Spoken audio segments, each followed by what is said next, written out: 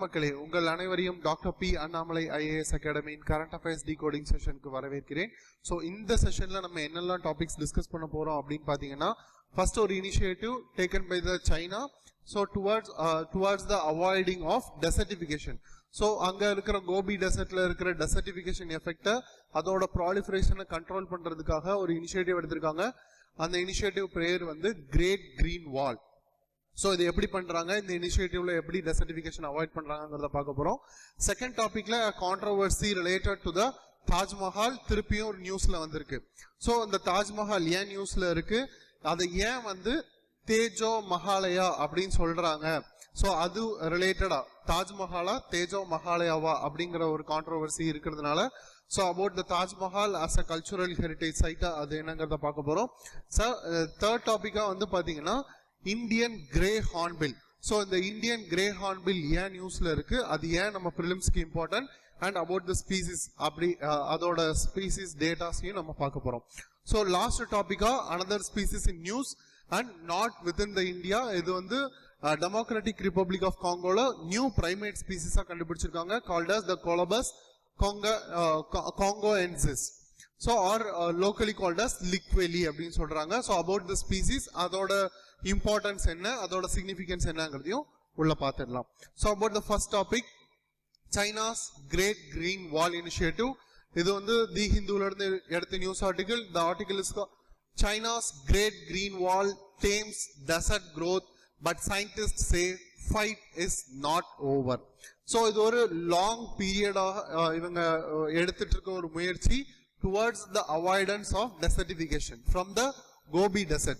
So அந்த கோபி டெசர்ட்ல இருக்கிற அந்த சாண்ட், அந்த டெசர்ட் அது வந்து அப்படியே மெல்ல மெல்ல வந்து எக்ஸ்பேண்ட் ஆயிட்டே இருக்கு, ப்ராலிஃபர் ஆயிட்டே இருக்கு.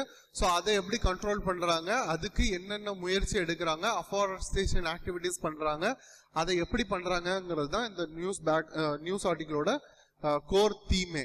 ஸோ இது ஏன் நியூஸ்ல இருந்துச்சு, China's great green wall against the desertification.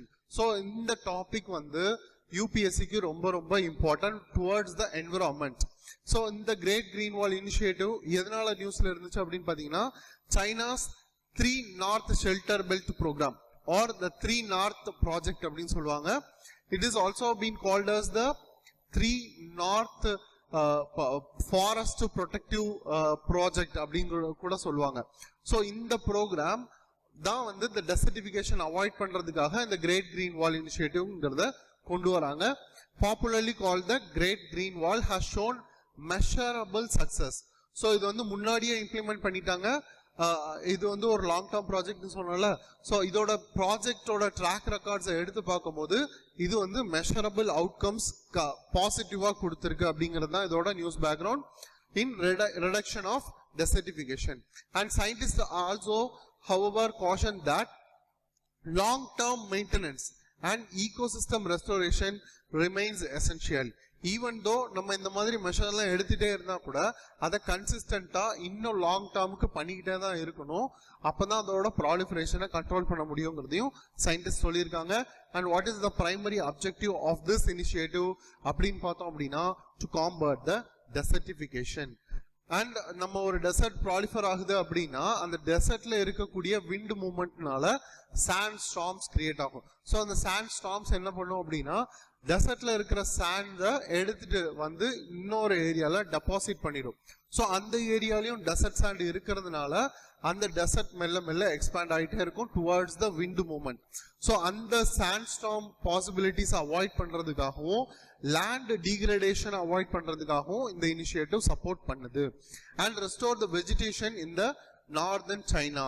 So because இந்த டெசர்டிஃபிகேஷன் எக்ஸ்பேண்ட் ஆகிட்டே போறதுனால லேண்ட் டீக்ரேட் ஆகுது, அங்க இருக்கிற வெஜிடேஷன் அஃபெக்ட் ஆகுது. ஸோ அதை கண்ட்ரோல் பண்ணணும் அப்படின்னா இதுக்கு ஒரு அஃபாரஸ்டேஷன் மெஷர் எடுத்தாதான் அந்த soil erosion towards the wind மூவ்மெண்ட்டை தவிர்க்க முடியும். And improve the ecological security and livelihood. So இதெல்லாம் பண்ணிட்டோம் அப்படின்னா அங்க இருக்கிற ஈக்காலஜியை அந்த ஏரியால கண்டெயின் பண்ணி அங்கேயே மெயின்டைன் பண்ணலாம். அண்ட் இந்த ப்ராலிஃபரேஷனை தடுக்கிறது மூலமா இந்த டிஸ்டிங்டிவ் எக்காலஜிஸ்ல இருக்கிற லிவ்லிஹுட சஸ்டெயின் பண்ண வைக்கலாம். And this project was launched in the year of 1978 and it has a long term achievement it will be tracking, or it will be implemented to around 2050, I think so. So this will be the long term green wall initiative by the government of China. So about this project, 3 North Shelter Belt program or the Great Green Wall project. So இதோட striking features என்னன்னு பார்த்தோம்னா, it is the world's largest afforestation and ecological restoration program. So இது ஒரு important fact with related to our UPSC prelims. And it also covers the northern regions of China. Majorly only the northern regions consist of northern, northwestern and northeastern parts of China. That only it is called as the 3 north regions. And இது வந்து எப்படி பண்றாங்க அப்படின்னு பாத்தீங்கன்னா, ஒரு கை சைஸ்ல இருக்கிற ஒரு ஸ்டிக், ஸ்ட்ரா மாதிரி இருக்கிற ஒரு ஆப்ஜெக்ட் எடுத்து இந்த டெசர்ட்ல கிரிட் பேட்டர்ன்ல பிளேஸ் பண்ணுவாங்க. ஸோ இந்த மாதிரியான மண்ணுக்குள்ள அதை பிளேஸ் பண்ணிட்டு அந்த பேட்டர்னுக்கு இடையில இருக்கிற இந்த கேப்ல வந்து பிளான்டேஷன்ஸை வைப்பாங்க அண்ட் ப்ராப்பரா இரிகேட் பண்ணுவாங்க. இன்டர்மீடியட் டைம்ல ப்ராப்பரா இரிகேட் பண்ணுவாங்க. ஸோ இந்த கிரிட் பேட்டர்ன் வந்து எதுக்கு சப்போர்ட் பண்ணும் அப்படின்னு பாத்தீங்கன்னா, அந்த ஷிஃப்டிங் டியூன்ஸ் சொல்லுவாங்க. Shifting dunes. ஸோ அந்த டியூன்ஸ் வந்து விண்ட் மூவ்மெண்ட்னால மேஜரா ஷிஃப்ட் ஆயிட்டே இருக்கும். Because of its deposition, erosion and deposition. ஒரு இடத்துல இருந்து எரோட் ஆகி இன்னொரு இடத்துல டெபாசிட் ஆகுறதுனால அந்த விண்ட் மூவ்மெண்ட்டுக்கு ஏற்ற மாதிரி அந்த டியூன்ஸோட அலைன்மெண்ட் சேஞ்ச் ஆகும், அது ஷிஃப்ட் ஆகிட்டே இருக்கும். ஸோ அது கண்ட்ரோல் பண்ணா மட்டும்தான் அந்த எரோஷன் அண்ட் டெபாசிஷனை நம்ம எஃபிஷியண்டா கண்டெயின் பண்ண முடியும். ஸோ அதுக்கு இந்த மாதிரியான ஸ்டேபிள் ஒரு பேஸ் வேணும். அண்ட் அந்த விண்ட் மூவ்மெண்ட்னால அங்க இருக்கிற சாயில் வெஜிடேஷன் அஃபெக்ட் ஆகாம இருக்கணும் அண்ட் இங்க எரோட் ஆகாம இருக்கணும். அப்படிங்கிறதுக்காக தான் இந்த stabilised straw structure, grass checker board ஸ்ட்ரக்சர்னு சொல்லுவாங்க. ஸோ அதை பிளேஸ் பண்ணிட்டு அதுக்கு இடையில வெஜிடேஷன் வச்சு ப்ராப்பரா இரிகேட் பண்ணி அங்க நிறைய வெஜிடேஷன் கவர் கொண்டு வந்துட்டாங்க அப்படின்னா அங்க இந்த எரோஷன் அண்ட் டெபாசிஷன் மேஜரா நடக்காது. ஸோ அதன் மூலமா இந்த டெசர்டிஃபிகேஷன் எஃபெக்டை கண்ட்ரோல் பண்ணுவாங்க. ஸோ அதுதான் இந்த programme or initiative of Great Green வாலோட major objective or the major theme. So it was planned for the duration of 1978, from the 1978 to 2050. Yes, I am correct. And the forest created as of 2026 estimate vedi pathina 5 lakh square kilometers of afforestation has been done towards that region. And idu vandu romba romba mukkiyam because they have extensively created a forest region to avoid the desertification in the northern parts of China. And the straw checkerboard technique, idha na vandu inga explain pannina. Straw grids are placed over shifting sand dunes. So on the shifting sand dunes ku பக்கத்துலயோ அல்லது அது erode ஆகிற இடத்துலயோ இந்த straw checkerboards place பண்ணிட்டு அங்க vegetation cover கொண்டு வருவாங்க, which stabilizes the stand's mobility. அந்த sand அங்கிருந்து எரோட் ஆகாம இருக்கிறத அது தவிர்க்குது and reduce the wind erosion and conserves the soil moisture. So not only for the erosional feature, it also contains the soil moisture upon its irrigation and facilitates the plantation growth. So அங்க erode ஆகாம அந்த இந்த இதெல்லாம் பண்ணிருச்சு அப்படின்னா அந்த plantation growth இன்னும் நல்லா இருக்கும். So about the desertification and other key facts related to this desertification என்னங்கறத பார்த்தலாம். So what is desertification? A famous or the renowned treaty called as the United Nations Convention to Combat Desertification, shortly called as UNCCD. So it is an triplet ன்னு சொல்லுவாங்க, one of the 3 conventions or treaties signed aligned with the CBD, Convention on Biological Diversity, and UNFCCC.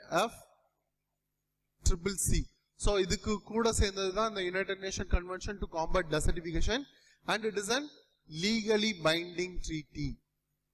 Legally binding treaty.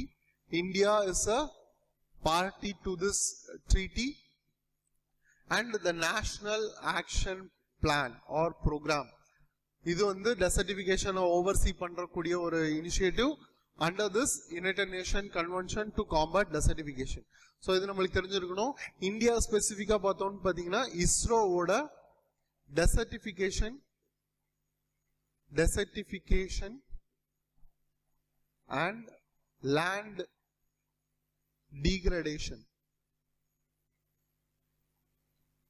atlas அப்படின்னு ஒன்று இருக்கு.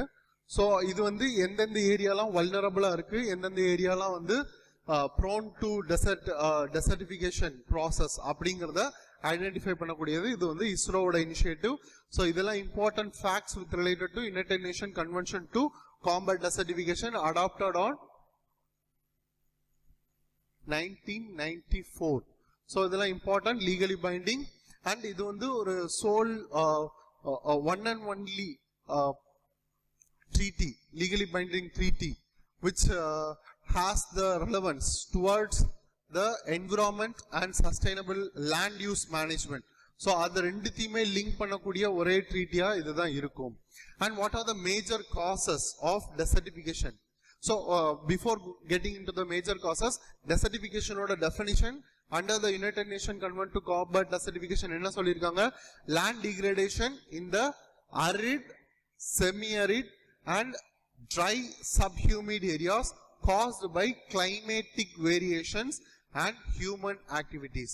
So அங்க வந்து ரெண்டு factors இருக்கணும். Climatic variations அதிகமா இருக்கணும் and human activitiesனால அந்த ஸ்பெசிஃபிக்கா arid, semi arid and dry subhumid areas வந்து அஃபெக்ட் ஆகி அங்க வந்து டெசர்டிஃபிகேஷன் ப்ராசஸ் இருந்துச்சு அப்படின்னா அந்த ஏரியா வந்து டெசர்டிஃபைடு ஏரியான்னு டிஃபைன் பண்ணலாம்.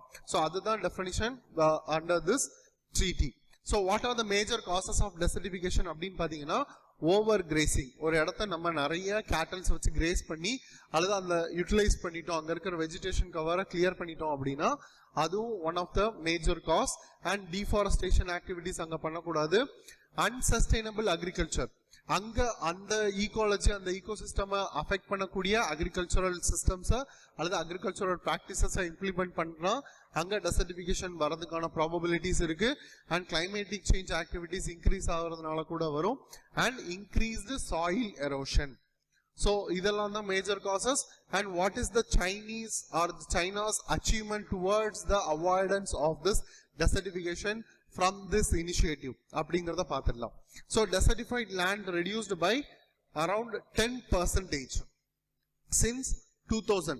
So from the implementation process and since the 2000 year, it has estimated that it has reduced the desertification process about 10% in the northern region, and severely desertified areas got reduced by over 40%.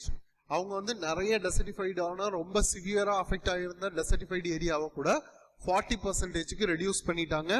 And forest cover in programme areas increased from 5% upon its implementation in the year of 1972.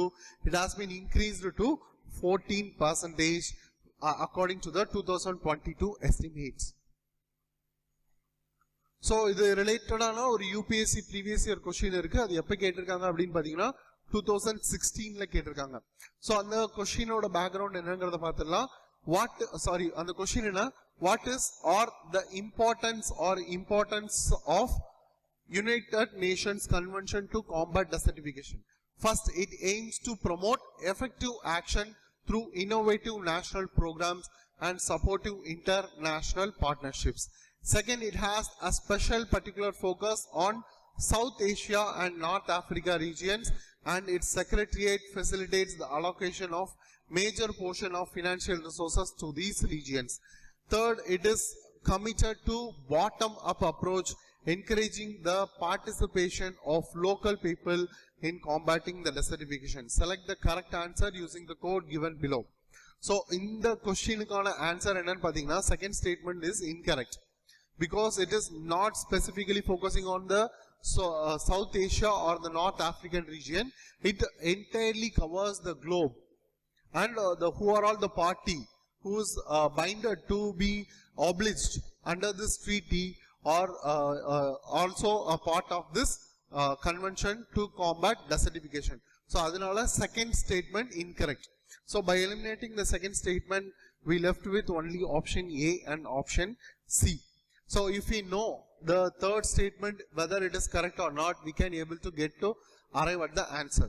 So this third statement is correct because it promotes the bottom up approach and encourages the participation of local people in combating the desertification. So the third statement is correct and the answer will be option C, 1 and 3 only. Check பண்ணிடலாம். So yes, and with this we move to the next topic, and the next topic வந்து ஒரு controversial on topic, Taj Mahal or Tejo Mahalaya, the legal tussle explained, and it is from the Hindu news article. So இதோட controversies என்ன, எதனால அது நியூஸ்ல இருந்துச்சு, about the background and the key facts related to Taj Mahal, எதனால அது culturally significance அப்படிங்கறதையும் பார்த்துடலாம். So எதனால இது நியூஸ்ல இருந்துச்சு அப்படின்னு பாத்தீங்கன்னா, Taj Mahal survey petition before the Allahabad High Court. So ரீசெண்டா ஒரு பெட்டிஷன் வந்து அலகாபாத் ஹை கோர்ட்ல ஃபைல் பண்ணியிருந்தாங்க. அந்த பெட்டிஷனுக்கு ரிப்ளை பண்ண சொல்லிட்டு அந்த பெட்டிஷனுக்கு ரெஸ்பாண்டன்ஸா இருக்கக்கூடிய archaeological society of India, archaeological survey of இந்தியாவை கேட்டிருந்தாங்க high court with regarding the status of this Taj Mahal survey. So அதனாலதான் இது வந்து நியூஸ்ல இருந்துச்சு. அந்த பெட்டிஷன் வந்து என்ன சொல்லியிருந்தாங்க அப்படின்னா, they claimed that the Taj Mahal is an Hindu structure and it is a temple. So இதுல ஒரு கிளாரிட்டி எடுக்கிறதுக்காக தான் ஹை கோர்ட் வந்து ஆர்கியாலஜிக்கல் சர்வே ஆஃப் இந்தியாவோட ஒப்பீனியன் கேட்டிருந்தாங்க. So in July 2026 the Allahabad High Court issued notice to the Union government and the Archaeological Survey of India on a petition seeking a survey of the Taj Mahal. So இந்த survey மேஜரா எதுக்காக அப்படின்னு பாத்தீங்கன்னா, அந்த petition வந்து ஃப்ரிவலஸ் petition தானா, அதுல ஏதாவது basis இருக்கா, அதுல ஏதாவது எவிடன்ஸ் இருக்கா அப்படிங்கறத பார்த்து சொல்லுங்க அப்படிங்கறது அந்த பெட்டிஷனோட ஒரு underlying factor. So the petition claims that the Taj Mahal was originally a Hindu temple called as Tejo Mahalaya. They claim that it is a Hindu temple and it will be called as Tejo Mahalaya and seeks permission for Hindu worship. அங்க Hindus worship பண்றதுக்கும் permission கேட்டிருக்காங்க. So இதோட controversial topics நம்ம பெருசா discuss பண்ண போறது இல்ல, but with regarding the Taj Mahal as a historical monument, so அதை பத்தியும் and archaeological survey of India பத்தியும் தான் நம்ம இங்க டிஸ்கஸ் பண்ண போறோம். So about the current status என்னன்னு பாத்தீங்கன்னா, இந்த petition is a frivolous petition and the High Court has only sought responses from the respondent. என்ன சொல்லியிருக்காங்கன்னா, ஜட்மெண்ட் எதுவும் கொடுக்கல, பட் ரெஸ்பாண்டண்டா இருக்கிற government of India and archaeological survey of இந்தியாட்ட ஒரு ஒப்பீனியன் கேட்கிறாங்க with regarding this Taj Mahal and its survey. And no judicial finding, ஏர்லியராகவும் சரி இந்த மாதிரி நிறைய பெட்டிஷன்ஸ் ஃபைல் பண்ணியிருக்காங்க அண்ட் அங்கேயுமே எந்த ஒரு ஸ்ட்ராங்கான ஜுடிஷியல் ஃபைண்டிங்கும் கொடுக்கல with regarding this Taj Mahal. And has declared the Taj Mahal to be anything other than a Mughal era monument. So the Mughal era monument மட்டும்தான் கோர்ட் கூட அங்கீகரிச்சிருக்காங்களே தவிர where there is no judicial proceeding related to the Hindu temple or subjective to Hindu temple. So about the Taj Mahal, key facts என்னெல்லாம் பார்த்தலாம். Taj Mahal ஓட location எங்க இருக்கா, Agra in Uttar Pradesh, and it is being built by the Mughal Emperor Shah Jahan. So இத வந்து யார்ட்ட இருந்து வாங்கியிருப்பாங்க, லேண்ட் வந்து யார்ட்ட இருந்து வாங்கியிருக்காங்க அப்படின்னு பாத்தீங்கன்னா, Mirza Raja Jai Singh of Amber. So Mirza Raja Jai Singh of Amber இருந்து ஷாஜஹான் லேண்ட வாங்கி ப்ரொக்யூர் பண்ணிட்டு அதற்கு பதிலாக 4 ஹவேலிஸ். So the ஹவேலிஸ்ங்கிறது வந்து aristocrats and very highly efficient merchants இருப்பாங்கல்ல, ஸோ அவங்க வச்சிருக்கக்கூடிய ஒரு கெஸ்ட் ஹவுஸ் அல்லது ஒரு லேண்ட் அந்த மாதிரி வச்சுக்கலாம். ஸோ இந்த 4 ஹவேலிஸை கொடுத்துட்டு இவர்கிட்ட இருந்து ஷாஜஹான் வந்து இந்த தாஜ்மஹால் கட்டுறதுக்கான லேண்டை வாங்கியிருக்காரு. ஸோ அதை பேஸா வச்சுதான் அந்த தாஜ்மஹாலை கட்டியிருப்பாங்க. And what is the purpose of building this monument அப்படின்னு பார்த்தோம்னா, அவரோட ஒய்ஃபுக்காக mausoleum which is and memorial site or the mosque or அந்த மெமோரியல் சைட்டா வந்து மும்தாஸ் மஹால் அவங்களுக்காக அதை கட்டியிருக்காங்க. who is also called as Arjumand Banu Begum. So இவங்களுக்காக கட்டப்பட்டது தான் நம்ம தாஜ்மஹால். அண்ட் இதோட கன்ஸ்ட்ரக்ஷன் பீரியட்னு பாத்தீங்கன்னா between 1632 to 1653 common era. So இதுல தான் வந்து it takes around 22 years, approximately 22 years to build this monument in India. And who is considered to be the chief architect? So யார வந்து சீஃப் ஆர்கிடெக்டா இந்த தாஜ்மஹால் பில்ட் பண்றதுல இருந்தாங்க அப்படின்னு பாத்தீங்கன்னா உஸ்தாத் அகமது லாஹோரி. சோ ஏன் வந்து இங்க வைட்லி அக்செப்டட்னு கொடுத்திருக்காங்க அப்படின்னா நிறைய கான்ட்ரோவர்சிஸ் இதுக்கு பின்னாடியும் இருந்துச்சு. He is not the architect, chief architect of this Taj Mahal. இதுல வந்து நிறைய பேர் இருக்காங்க. அதுல ஒருத்தர் வந்து பிரெஞ்ச் மேன் சொல்லியிருப்பாங்க. அதுல இன்னொருத்தர் வந்து வெனிஷியன் பீப்புள், வெனிஷியன் பர்சன் ஒருத்தர் பத்தி சொல்லியிருப்பாங்க. அண்ட் முகமது பேக் அப்படிங்கிறவர் வந்து தாரிக் இ தாஜ்மஹால் அப்படின்னு ஒரு புக்ல அங்க வந்து எஃப்என்டி முகமது எஃப்என்டி அப்படிங்கிற ஒருத்தரை பத்தி சொல்லி இவர் தான் வந்து சீஃப் ஆர்கிடெக்டா இருந்திருப்பாங்க அப்படிங்கறத சொல்லியிருப்பாங்க. அண்ட்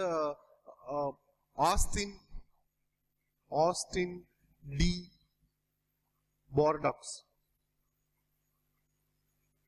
சோ இந்த இவரும் வந்து ஒரு ஆர்கிடெக்ட் அப்படின்னு சொல்லியிருப்பாங்க. இவர் தான் வந்து தாஜ்மஹாலை கட்டினார்னு சொல்லியிருப்பாங்க. பட் இதெல்லாம் வந்து எலிமினேட் பண்ணிட்டாங்க. எப்படின்னா இந்த ஆஸ்டின் டி பார்டாக்ஸ் வந்து 1632ல இறந்திருப்பாரு. சோ இதோட கன்ஸ்ட்ரக்ஷன் பீரியடே 1632ல தான் ஸ்டார்ட் ஆகுது. இவர் எப்படி இதை வந்து கன்ஸ்ட்ரக்ட் பண்ணியிருப்பாரு இல்ல ஆர்கிடெக்ட் டிசைன் பண்ணியிருப்பாரு அப்படிங்கிறத வச்சு இதை இவரை எலிமினேட் பண்ணியிருப்பாங்க. அண்ட் இதெல்லாம் வந்து ஹிஸ்டாரிக்கல் எவிடன்ஸ் வச்சு இந்த எஃப்என்டிங்கிறவங்க எல்லாம் அசோசியேட் ஆயிருக்க மாட்டாங்க அப்படின்னு சொல்லி எலிமினேட் பண்ணியிருப்பாங்க. ஸோ இதோட தாஜ்மஹாலோட பேக்ரவுண்ட் இதுதான். அண்ட் இது வந்து ஒரு யுனெஸ்கோஸ் வேர்ல்டு ஹெரிட்டேஜ் சைட்டாவும் இருக்கு. ஸோ அது வந்து எப்போ கொடுத்திருப்பாங்க 1983லே கொடுத்திருக்காங்க. Which is been recognised for masterpiece of Mughal architecture. as a classical example of Mughal architecture இது வந்து இன்னும் இருக்கிறதுனாலயும் symbol of India's cultural heritage, இதுல நிறைய கல்ச்சரல் ஹெரிட்டேஜ் மிக்ஸ் ஆகி இருக்கிறதுனாலயும் இதை வந்து யுனெஸ்கோ வேர்ல்ட் ஹெரிட்டேஜ் சைட்டா 1983ல ரெகக்னைஸ் பண்ணிருக்காங்க. And with regarding its architectural features which is very very important for our UPSC culture preparation and art and architecture preparation. So it used the white Makrana marbles for its construction and Char Bagh. So the Char Bagh romba important, which is considered as Mughal gardens. Mughal gardens. So the charங்கிறது வந்து ரெண்டா பிரிச்சிட்டோம் அப்படினா charna 4 in Hindi and Bagh means garden. So it consists of 4 gardens ஒரே சிச்சுவேஷன்ல ஒரே இடத்துல இருக்கிற மாதிரி இருக்கும். So அதனால தான் அது வந்து ரொம்ப peculiar with related to medieval India and Mughal time, Mughal periodல. And it is a Persian style garden, symmetrical layout இருக்கும். The தாஜ்மஹால் எடுத்துக்கிட்டீங்கன்னா symmetrical layout இருக்கும் and minarets இருக்கும். So minaretsனா என்னன்னு பாத்தீங்கன்னா சைடுல இருக்கிற டவர்ஸ். So அதுதான் வந்து minarets. Symmetrical layout, first main building, sideல minarets and symmetrical layout இருக்கும். Onion dome இருக்கும். So the dome means in the upper structure or the top structure of the central architectureல இப்படி ஒரு ஸ்ட்ரக்சர் இருக்குல்ல. So இதுதான் வந்து டோம்னு use பண்ணுவாங்க. இது வந்து with related to Mughal period ரொம்ப ரொம்ப ஃபேமஸ். So இதுவும் இருக்கும். Extensive Pietra Dura.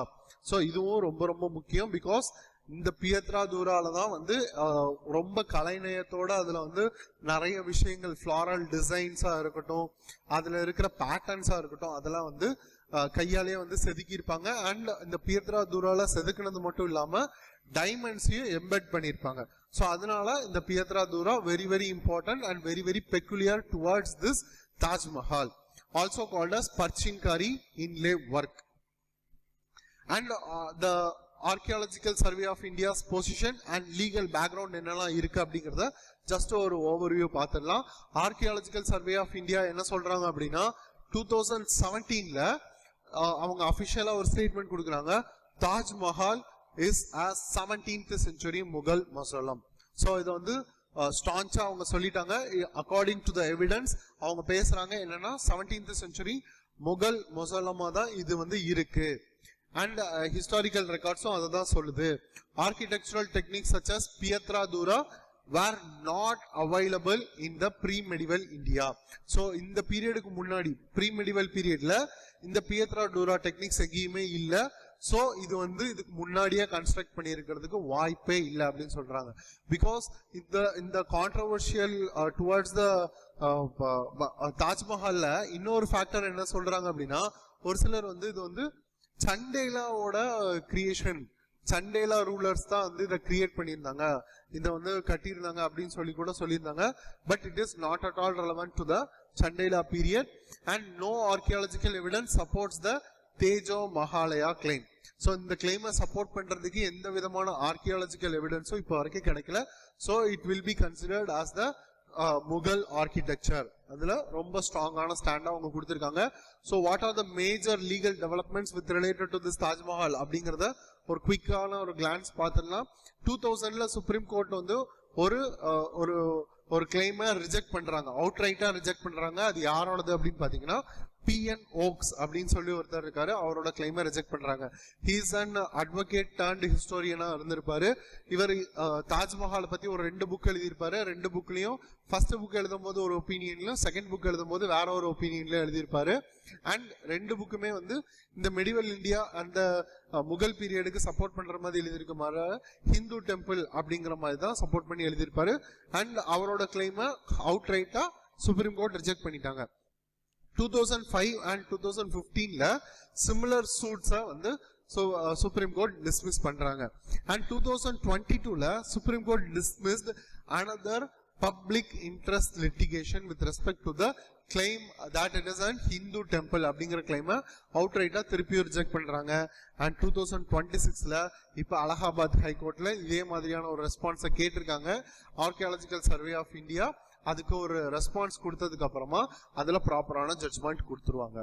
சோ அதனாலதான் இது வந்து இன்னும் நியூஸ்லயே இருக்கு. So about the archaeological survey of India, it has been established in the year of 1861. And who is the founder? Alexander Cunningham, who is the first Director General of Archaeological Survey of India, which comes under the Ministry of Culture.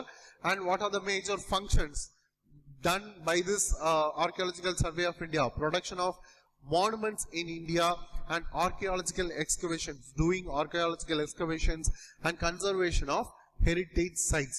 So இதெல்லாம் தான் உங்களோட primary functions, which is the Taj Mahal operates under the Ancient Monuments and Archaeological Sites and Remains Act of 1958. So in the Archaeological Survey of India இதுக்கு இந்த ஆக்ட்ல தான் run ஆகுது, which is a statutory body. And இந்த ஆக்டுக்கு கீழே தான் வந்து தாஜ்மஹாலும் வரும்.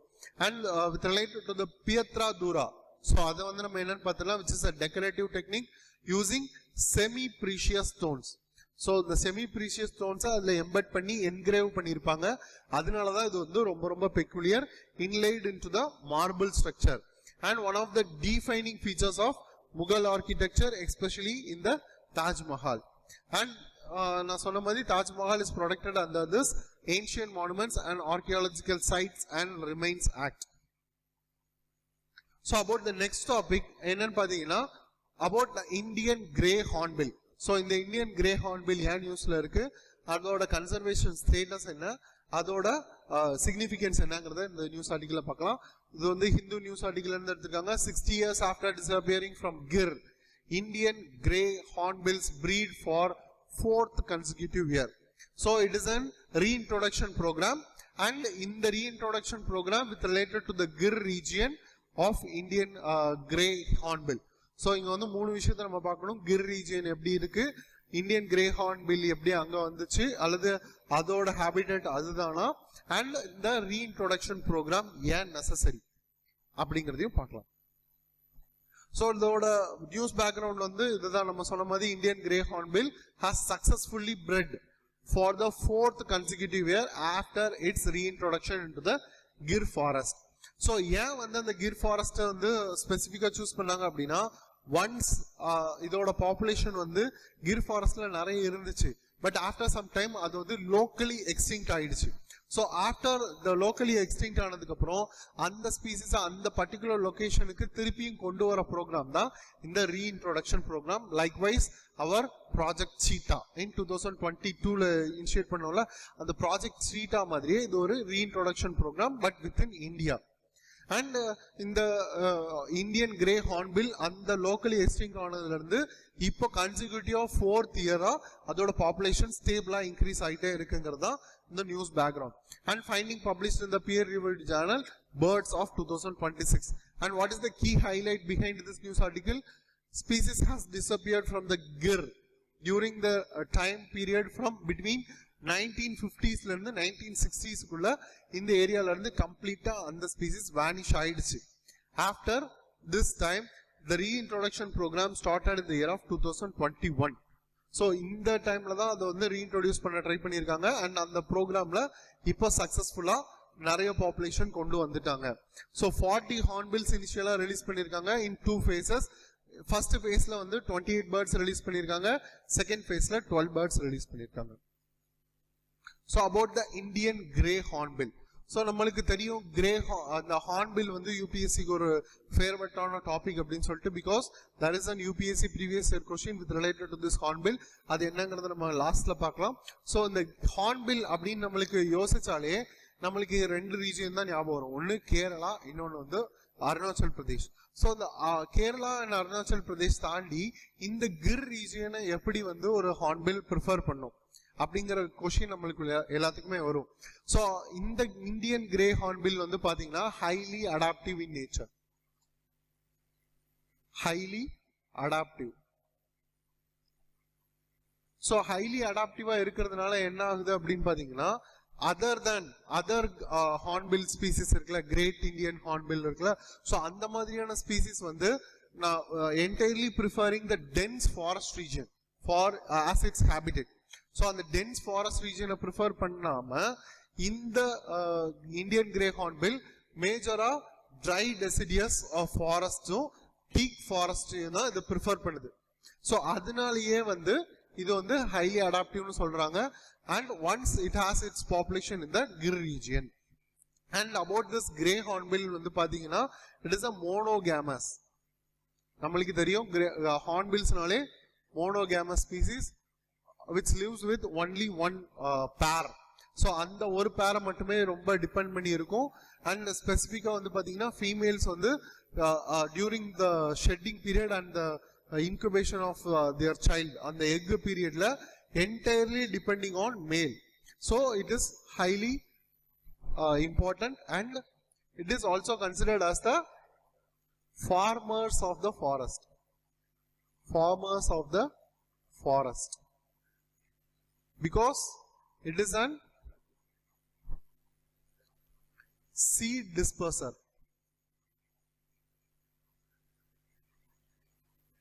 So it predominantly have its diet as seeds of fruits. Fruitsல இருக்கிற சீட்ஸை சாப்பிட்டுட்டு அதை டிஸ்பர்ஸ் பண்றதுனால இதை farmers of the forest or because of its seed dispersing கெப்பாசிட்டினால இதை ஃபார்மர்ஸ் ஆஃப் த ஃபாரஸ்ட்னு சொல்லுவாங்க. அண்ட் இதோட ரீஜியன் வந்து entirely endemic to Indian subcontinent. Not only India, Indian subcontinent. So எந்தெந்த ரீஜன்லாம் இருக்கும், இந்தியா, நேபாள், பங்களாதேஷ், ஸோ அந்த ரீஜன் எல்லாமே, பாகிஸ்தான் ரீஜன் வரைக்குமே இதோட டிஸ்ட்ரிபியூஷன் இருக்கும். So it belongs to the family of Bucerotidae and order of Bucerotoforms, and it belongs to the avian class or Aves class.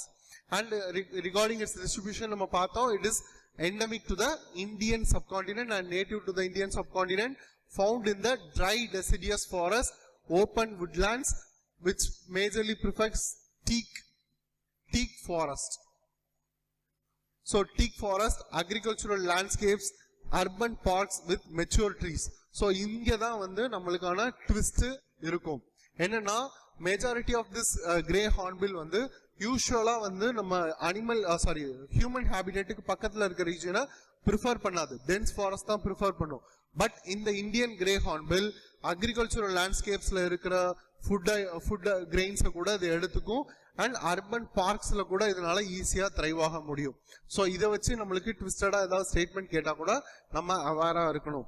So about the ecological importance of this Indian grey hornbill, it is an long important for its long distance seed disperser. நம்ம discuss பண்ண மாதிரி it is considered as the farmers of the forest because it actively disperses the seeds across the forest. It also not only disperses the seeds, it expands the forest cover. Expands forest cover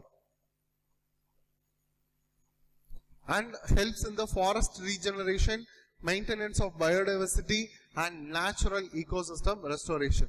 So இதனாலேயே தான் வந்து அந்த ரீஜியன்ல இந்த species ஒரு இன்றியமையாத ஸ்பீசிஸா மாறிடுச்சு. So about the Gir reintroduction program. So இந்த Gir ரீஜியனை வந்து இனிஷியலா 1965ல இத வைல்ட் லைஃப் சாங்சுரியா அனௌன்ஸ் பண்ணிருப்பாங்க. And 1975, which is very easy to memorize or very easy to grasp. 1965 ல வைல்ட் லைஃப் சாங்சுரி, 1975 ல நேஷனல் பார்க். ஸோ இதை ஞாபகம் வச்சுக்கோங்க.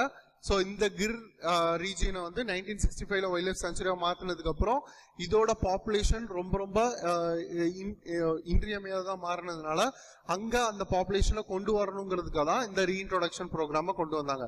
So what is the major finding? Successful breeding recorded every year since 2021. So in the 2021ல இந்த reintroduction program கொண்டு வந்ததுல இருந்து இதோட population gradually and stably increase ஆக ஆரம்பிச்சிருச்சு. And birds adapted naturally to this Gir habitat. So இந்த ரெண்டு தான் major observation. And what is the scientific monitoring? எந்தெந்த வகையான சயின்டிபிக் மானிட்டரிங் மூலமா இந்த பேர்டோட பாப்புலேஷனை க்ளோஸா மானிட்டர் பண்ணிட்டு இருக்காங்க அப்படிங்கறத நம்ம பார்த்துடலாம். நம்மளுக்கு மேஜரா தெரியும் சயின்டிபிக் மானிட்டரிங்கை பொறுத்த வரைக்கும் ரேடியோ டெலிமெட்ரியை மேஜரா யூஸ் பண்ணுவாங்க with related to the avian species. ஒரு பேர்ட் ஸ்பீசிஸா இருந்துச்சு அப்படின்னா ரேடியோ டெலிமெட்ரி அங்க வந்து மேஜர் ரோல் பிளே பண்ணும். ஸோ அந்த ரேடியோ டெலிமெட்ரி மூலமா அந்த பேர்டோட மூவ்மெண்ட்டை ட்ராக் பண்றதா இருக்கட்டும், அது எந்தெந்த ஹேபிடேட் எந்தெந்த ரீஜனுக்கு டிராவல் பண்ணுதுங்கிறத ஈஸியா ட்ராக் பண்ண முடியும். ஸோ இங்க வந்து என்னன்னா 11 மேல் hornbills has been fitted with this satellite transmitters for tracking its travel areas. And initial home range வந்து around 61 square kilometers. After its reintroduction only 61 square kilometers தான் இருந்திருக்கு. But the settled home range வந்து after அதோட natural ஹேபிடேட்டா அது எடுத்ததுக்கு அப்புறம் 5.7 square கிலோமீட்டர்ஸா கம்மியா இருக்கு. And average daily movement has been reduced from 4.3 kilometers to 1.4 kilometers because அந்த ரீஜியனை அது ஸ்பெசிஃபிக்கா அடாப்ட் பண்ணிக்கிட்டதுனால எக்ஸ்டென்சிவா ஃபுட் தேடி போகாம அதோட ஹேபிட்டேட்டை இன்னும் கொஞ்சம் சுருக்கிட்டு அந்த 1.4 கிலோமீட்டர்ஸ்குள்ளேயே அதோட ஹேபிட்டேட்டை வச்சுக்க பாக்குது. And what is the preferred habitat of this Indian grey hornbill? Dry mixed deciduous forest. So dry mixed deciduous ஃபாரஸ்டும் one of the important factor. And teak forest nesting in the mature trees. So இது வந்து ஸ்பெசிஃபிக்கா 2 types of trees தான் ரொம்ப அதிகமா prefer பண்ணுது, which having the thickest stems. So அதோட parks வந்து திக்கா இருக்கிற ஒரு ட்ரீஸை தான் ப்ரிஃபர் பண்ணுது. அந்த ட்ரீஸ் என்னெல்லாம் பார்த்தீங்கன்னா Sterculia urens and Terminalia bellirica. So about the Gir protected area நம்ம பார்த்த மாதிரி Gir Wildlife Sanctuary 1965, Gir National Park 1975, located in the region of Gujarat, which is considered to be the world's only natural habitat of the Asiatic lion. So the Asiatic lion irukkudiya one and only region in the world is the Gir forest region. And the reintroduction program, IUCN defines reintroduction as releasing a species into an area where it has become locally extinct. அங்க வந்து அது locally extinctா இருந்திருக்கணும், அப்பதான் அங்க வந்து அதை reintroduce பண்ணணும் அப்படிங்கறத IUCN define பண்ணிருக்காங்க. And establish a viable population அங்க இருக்கணும். And with regarding its IUCN status, conservation status with regarding the IUCN categorization பாத்தீங்கன்னா Indian grey hornbill categorized as least concern. So இந்த Indian grey hornbillங்கிறது வந்து least concern இருக்கா, ஆனா great Indian hornbill அப்படின்னு ஒன்று இருக்கு, அது வந்து வல்னரபிள் கேட்டகரியில இருக்கு. ஸோ அதுவும் நம்ம தெரிஞ்சுக்கணும். ஸோ வல்னரபிள் கேட்டகரியில இருக்கா. அண்ட் இந்தியா ஸ்பெசிஃபிக்கா பாத்தீங்கன்னா அதோட கன்சர்வேஷன் ஸ்டேட்டஸ் இந்த இந்தியன் கிரே ஹார்ன்பில் ஸ்கெடியூல் 2ல இருக்கு. Not 1, it is schedule 2, but also has the highest production with regarding its habitat. So அதனால இந்த schedule 2ங்கிறது ஒரு important fact மாறிடுது. And the CMS and the sitesல வந்து இது இன்னும் categorize பண்ணப்படவில்லை. So அதுவும் நம்ம நோட் பண்ணிக்கணும். About its major diet or food, எதெல்லாம் இது சூஸ் பண்ணோம் அப்படின்னு பாத்தீங்கன்னா fruits of banyan, people and other native figs. So it majorly prefers fig trees and fig fruits as its diet, but it also consumes insects and small invertebrates. So இதுவும் நம்மளுக்கு important fact, please note down. So the UPSC previous year question என்னன்னு பார்த்துடலாமா? 2016ல தான் இதுவும் கேட்டிருக்காங்க. In which of the following regions of India are you most likely to come across the Great Indian Hornbill in its natural habitat? Option A, sand deserts of northwest India. B, higher Himalayas of Jammu and Kashmir. C, salt marshes of western Gujarat. D, western Ghats. So இங்க வந்து great Indian ஹார்ன்பில்லோட stretch பாத்தீங்க அப்படின்னா Himalayan பெல்ட்ஸ்லயும் இருக்கும். Himalayan பெல்ட்ஸ்ல இருக்கும். அதுதான் நம்ம வந்து எங்க பார்த்திருக்கோம்? Arunachal Pradesh. But it is not specifically towards the higher Himalayan ranges of Jammu and Kashmir. So அதனாலேயே வந்து இது ஒரு கன்ஃபியூசிங் ஸ்டேட்மெண்டா இருக்கு. நம்ம ஃபர்ஸ்ட் எலிமினேட் பண்ண வேண்டியது அதான் இருக்கும். And sand deserts of north western India கண்டிப்பா கிடையாது. சால்ட் மார்ஷஸ்லயும் இதனால சஸ்டெயின் ஆக முடியாது. அண்ட் எங்க வந்து டென்ஸ் ஃபாரஸ்ட் அதிகமா இருக்கும்? வெஸ்டர்ன் காட்ஸ்ல தான். So the answer might be option D, western Ghats. Check பண்ணிடலாமா? So yes, western Ghats தான் correct answer. Moving to the next topic. இது வந்து இன்னொரு ஸ்பீசிஸ் புதுசா ஐடென்டிஃபை பண்ணிருக்காங்க எங்க டெமோக்ராட்டிக் ரிபப்ளிக் ஆஃப் காங்கோல இருந்து. ஸோ அபவுட் தி ஸ்பீசிஸோட இம்பார்ட்டன்ஸ் என்ன, எதனால அது வந்து திருப்பி நியூஸ்ல இருக்கு, அது ஏன் வந்து இந்த ஃபைண்டிங் வந்து ரொம்ப இம்பார்ட்டன்ட் அப்படிங்கறத பார்த்துடலாம். So new primate species discovered in Africa called as the Colobus congolensis or likwelli அப்படின்னு லோக்கல் நேம்ல கூப்பிடுறாங்க. இது வந்து டவுன் டு எர்த்ல இருந்து எடுத்த ஒரு article. First sighted in 2008. Rare orange mouthed monkey is a new primate species from Africa. So இது வந்து ஒரு நியூ பிரைமேட் ஸ்பீசிஸ் ஐடென்டிஃபை பண்ணிருக்காங்க. பட் இது வந்து 2008ல போட்டோகிராஃப் எடுத்திருக்காங்க, which is not been properly categorized or properly identified because the photograph was in a blur state. So எதனால அது நியூஸ்ல இருந்துச்சு அப்படின்னு பார்த்தலாம். Scientists have officially described a new species of colobus monkey or colobus congoensis, locally called likweli அப்படின்னு சொல்றாங்க, from the Democratic Republic of Congo. So இந்த Democratic Republic of Congo-வை நம்ம பார்க்கும்போதே நம்மளுக்கு மைண்ட்ல என்ன வரணும்? UPSC previous year question of 2026 with related to Lake Turkana. So இதை வச்சு ஒரு கொஸ்டின் கேட்டிருந்தாங்க. ஸோ அதனாலேயே வந்து இந்த ரீஜியன்லாம் ரொம்ப ரொம்ப முக்கியம். அண்ட் இந்த African regions and it's ecosystem and அதில் நடக்கிற டெவலப்மெண்ட், ஜியோகிராபிக்கல் டெவலப்மெண்ட் அல்லது ஈகாலஜிக்கல் டெவலப்மெண்ட் அப்படிங்கிறத நம்ம முக்கியமாக நோட் பண்ணி வச்சுக்கணும். அண்ட் ஜியோகிராபிக்கல் பவுண்டரிஸும் நம்மளுக்கு ரொம்ப ரொம்ப முக்கியம். ஸோ எங்க இருந்து கண்டுபிடிச்சிருக்காங்க? Democratic republic of Congo. And it is been first sighted in the 2008, year of 2008, confirmed through extensive field and genetic studies. Finding has been finally published in the PLOS 1 of 2026. இதோட final study முடிஞ்சு இது ஒரு new type of primate species identify பண்ணி இந்த ஜர்னல்ல publish பண்ணிட்டாங்க. And it is only the 5th new African primate species described in the last 75 years. So இது வந்து ரொம்ப ரொம்ப important fact. So about its taxonomical classification, it belongs to the kingdom of Animalia and phylum of Chordata and class of Mammalia, which is a mammal type of species, and it is a primate species. So idu mukkiyam, family of Cercopithecidae or old world monkeys. So the old world monkeys ங்கிறது ஏன் ரொம்ப ரொம்ப important அப்படின்னா, which is native to Africa. And they majorly prefers arboreal forest. Arboreal forest. And அதை தாண்டி பாத்தீங்க அப்படின்னா they are folivorous or leaf eating. Leaf eating monkeys இருக்கும். So இதுக்கு வந்து மல்டி சாம்பர்டு ஸ்டொமக் இருக்கும்.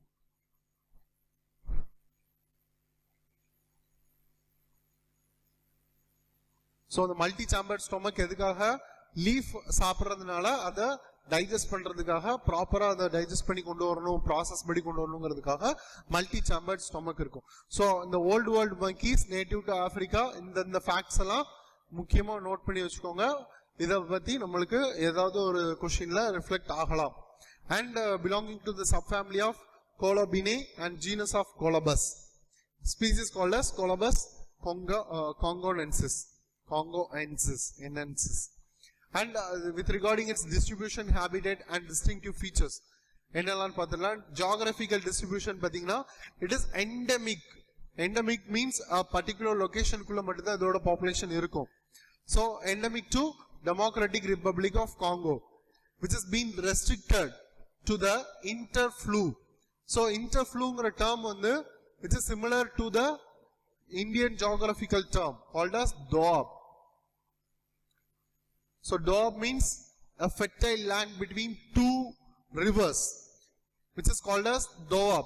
But this interflu is an biogeographical term.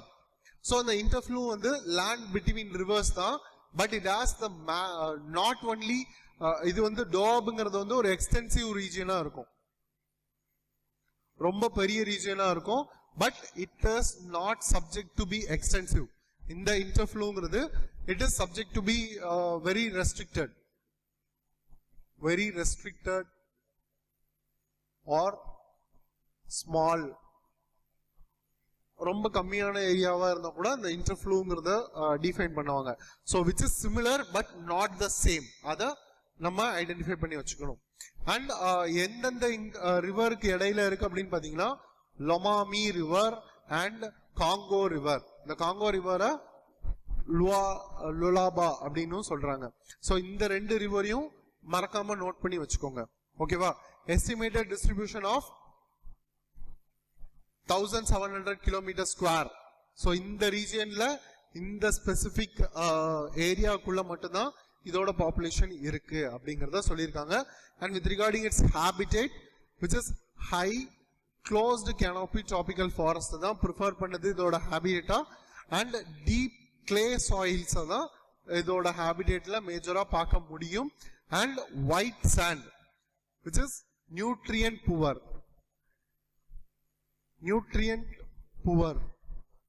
White sand soils ecosystem தான் இது மேஜரா ப்ரிஃபர் பண்ணுது.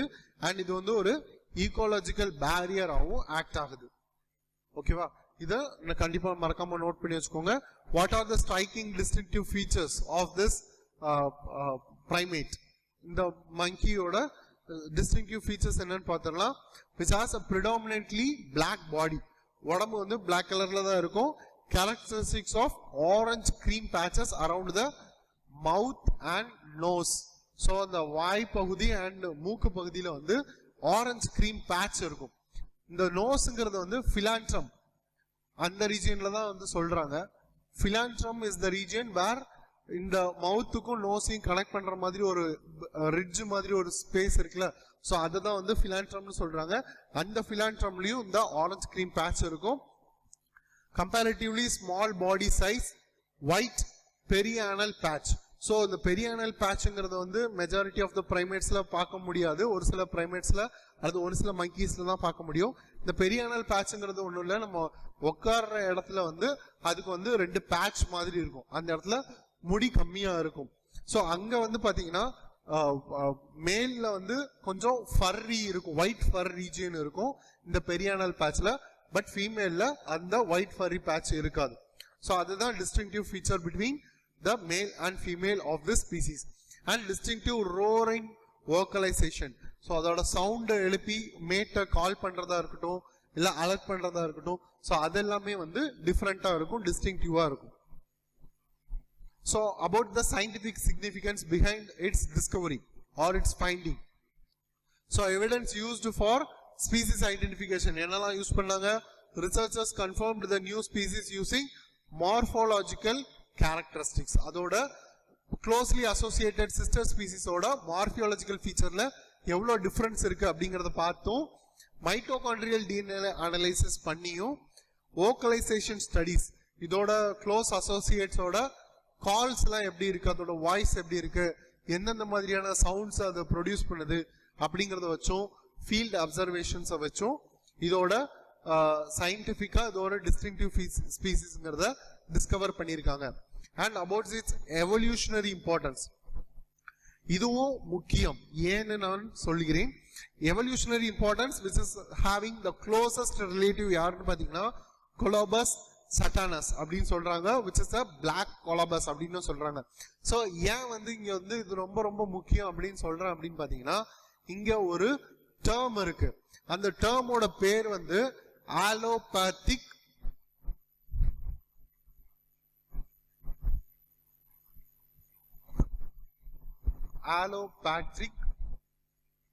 ஸ்பீசியேஷன். ஸோ ஆலோபேட்ரிக் ஸ்பீசியேஷன்ங்கிற ஒரு டேர்ம் இங்க வந்து முக்கியமா வர ஆரம்பிக்குது. ஸோ அந்த ஆலோபேட்ரிக் ஸ்பீசியேஷன்னா என்ன அப்படின்னு பாத்தீங்கன்னா ஒரு ஸ்பீசிஸ் ஒரு ஜியோகிராபிக்கல் லொகேஷன்ல இருந்துட்டே இருக்கு.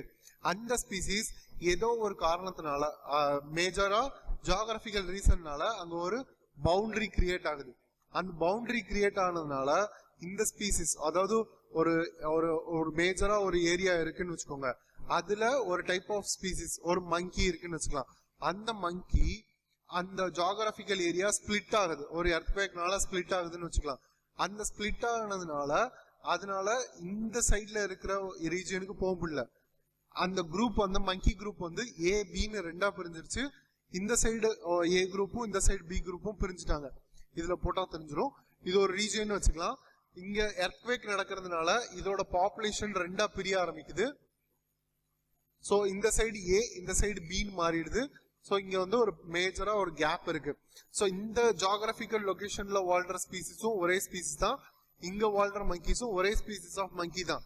பட் இங்க ஜியோகிராபிக்கலா ஒரு பவுண்டரி கிரியேட் ஆகி அந்த பவுண்டரிக்கு உள்ள அந்த பவுண்டரியை தாண்டி அந்த ஸ்பீசிஸ்னால எய்தர் மேட் பண்றதுக்கோ இல்ல சோசியலைஸ் ஆகுறதுக்கோ முடியாததுனால இங்க இருக்கிற ஸ்பீசிஸ் ஒரு மாதிரியான அடாப்டேஷனும் இங்க இருக்கிற ஸ்பீசிஸ் ஒரு மாதிரியான அடாப்டேஷனும் எடுத்து over the period of time இது ஒரு செப்பரேட் ஸ்பீசிஸாவும் இது ஒரு செப்பரேட் ஸ்பீசிஸாவும் மியூட்டேட் ஆகி புது டிஸ்டிங்டிவ் ஸ்பீசிஸா மாறிடும். ஸோ இந்த கான்செப்ட் பேர் தான் ஆலோபேட்ரிக் ஸ்பீசியேஷன். ஸோ புரியுதா? இந்த ஏங்கிற ஸ்பீசிஸ் வந்து ஒரு இது ரெண்டுமே ஒரு காலத்துல ஒரே டைப் ஆஃப் மங்கீஸா தான் இருந்துச்சு. பட் இது வந்து ஒரு இந்த ஸ்பிளிட் ஆனதுனால இந்த ஏரியா ஃபுல்லா வந்து டென்ஸ் ஃபாரஸ்ட் ஆயிடுச்சுன்னு வச்சுக்கலாம். டென்ஸ் ஃபாரஸ்டா இருக்கு. பட் இந்த ஏரியா வந்து அரிட் ரீஜியனா மாறிடுச்சு. ஸோ இங்க வந்து ட்ரை ஸ்பெல் தான் இருக்கு. ஸோ இங்க டென்ஸ் ஃபாரஸ்டா இருக்கிறதுனால இதோட அடாப்டேஷன்ஸ் வந்து வித்தியாசமாக ஆரம்பிக்குது. அண்ட் இந்த அரிட் ரீஜியன்ல இருக்கிறதுனால லூஸ் ஸ்கின் அண்ட் லெஸ் ஃபரோட இருக்கிற மாதிரியான அடாப்டேஷன்ஸை B type of species adapt ஆக ஆரம்பிக்குது. So after a certain period of time இது ஒரு டிஸ்டிங்டிவ் ஸ்பீசிஸா மாறிடும், இது ஒரு டிஸ்டிங்டிவ் ஸ்பீசிஸா மாறிடும். ஸோ இந்த டைப் ஆஃப் ஸ்பீசியேஷன் ஒரு நியூ டைப் ஆஃப் ஸ்பீசிஸ் உருவாகிறது தான் ஆலோபேட்ரிக் ஸ்பீசியேஷன் சொல்லுவாங்க. ஸோ இப்போ உங்களோட டாஸ்க் என்ன அப்படின்னா சிம்பேட்ரிக்னு ஒன்று இருக்கு. சிம்பேட்ரிக் ஸ்பீசியேஷன் ஒன்று இருக்கு. ஸோ அதை பத்தி உங்களுக்கு சிம்பேட்ரிக் ஸ்பீசியேஷன்னா என்ன அப்படிங்கிறத நீங்க பார்த்து வச்சுக்கோங்க. முடிஞ்சா கமெண்ட்லயும் அந்த சிம்பேட்ரிக் ஸ்பீசியேஷன்னா என்னங்கிறத மென்ஷன் பண்ணுங்க. ஸோ இந்த இது வந்து ஏன் எவல்யூஷனரி இம்பார்ட்டன்ஸ்ல இந்த ஆலோபேட்ரிக் ஸ்பீசியேஷன் இம்பார்ட்டன்ட் சொல்றேன்னா இந்த க்ளோஸ் அசோசியேட்ல இருந்து இது வந்து தனி ஸ்பீசிஸா பிரிஞ்சு போய் இது டிஸ்லோகேட் ஆகி அதோட க்ளோஸ் அசோசியேட்ல இருந்து தனியா போய் ஸ்பிளிட் ஆகி எவ்வளவு வருஷம் ஆகுதுன்னு எஸ்டிமேட் பண்றாங்கன்னா 4.125 மில்லியன் இயர்ஸ் அகோ இது வந்து ஸ்பிளிட் ஆயிருக்கலாம் அப்படிங்கறத சொல்றாங்க.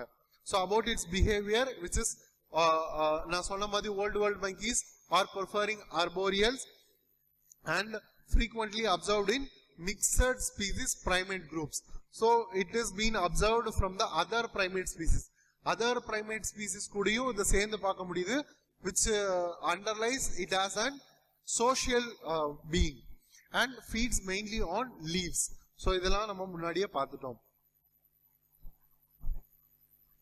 So moving to the conservation concern. So இது வந்து ஒரு பர்டிகுலர் லொகேஷனுக்குள்ள மட்டுமே இருக்கிற ஒரு எண்டமிக் ஸ்பீசிஸா இருக்கிறதுனால ஆஃப்டர் கேர்ஃபுல் ரிசர்ச், இந்த ரிசர்ச்சர்ஸ் வந்து என்ன அப்சர்வ் பண்றாங்க, என்ன ப்ரொபோஸ் பண்றாங்க அப்படின்னா, international union for conservation of நேச்சரோட கேட்டகரைஸ் ஆஃப் ரெட் டேட்டா புக்ல இதை என்டேஞ்சர்டா கேட்டகரைஸ் பண்ணுங்க அப்படின்னு ப்ரொபோஸ் பண்ணியிருக்காங்களே தவிர not been categorised, officially categorised. So அதை நம்ம புரிஞ்சுக்கணும். Which is being proposed subject to the formal IUCN assessment. After assessment only it has been categorized. It will be categorized. And what are the major threats of this species? Hunting by the tribal people or the community of people living over there. Hunt பண்ணிடுவாங்க. And habitat loss நடக்கும் because of the increased agricultural practice or any other human infrastructure expansion நடக்கும்போது, agriculture expansion நடக்கும்போது, human population growth நடக்கும்போது அதுக்கு அந்த ஸ்பீசிஸ்க்கு threat நடக்கிறதுக்கு பயங்கரமான வாய்ப்பு இருக்கு. Because it is an endemic species. And about the protected areas associated with the species என்னங்கிறத பார்த்தோம்னா, majority of its range falls within the protected areas of Lomami National Park. Lomami National Park and Lomami River நம்மளுக்கு முக்கியம். And Democratic republic of Congo and Congo River முக்கியம். So இதெல்லாம் நம்மளுக்கு முக்கியம், note பண்ணி வச்சுக்கோங்க. ஸோ இதோட நம்ம இந்த செஷனோட எண்டுக்கு வந்துட்டோம். மறக்காம இந்த வீடியோ உங்களுக்கு பிடிச்சிருந்துச்சுன்னா ஒரு லைக் கொடுத்துருங்க. அண்ட் அப்படியே சப்ஸ்கிரைப் பட்டனையும் பெல் ஐக்கானையும் கிளிக் பண்ணிட்டீங்கன்னா உங்களுக்கு நோட்டிபிகேஷன் ஆன் டைம் ரிசீவ் ஆகிடும். ஸோ இதெல்லாம் பண்ணியிருப்பீங்கன்னு நான் நம்புறேன். அண்ட் இன்னொரு பெரிய செஷன்ல சந்திக்கலாம். அதுவரை உங்களிடமிருந்து விடைபெறுகிறேன். நன்றி.